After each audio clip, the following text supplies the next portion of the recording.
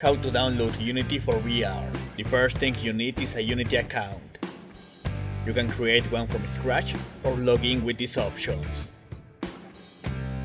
Once you have it, choose the personal plan. That way you have a Unity license and you can open the program.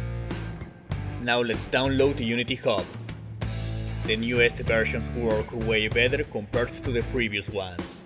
Once you have it installed, open Unity Hub and log into your Unity account from there. Now a very important note. Before installing the newest version of Unity, check which versions are compatible with the VR packages you want to use. These ones change a lot and the newest version is not always compatible with these packages. In the cases of UniVRM and HANA Tool, you can see from which version it is compatible. In the case of VRChat, you must have the exact version that is set in the official site, otherwise nothing will work.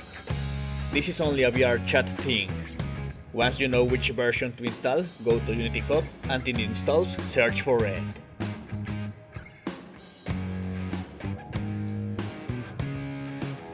And in VRChat case, you can go directly to that version.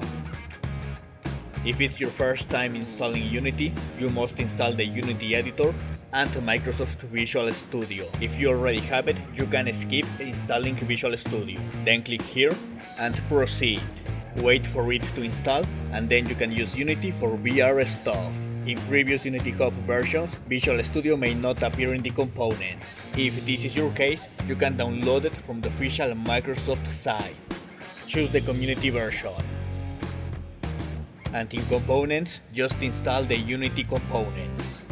And this is all for now. Thank you so much for watching. Don't forget to subscribe and follow me on social media. See you next time.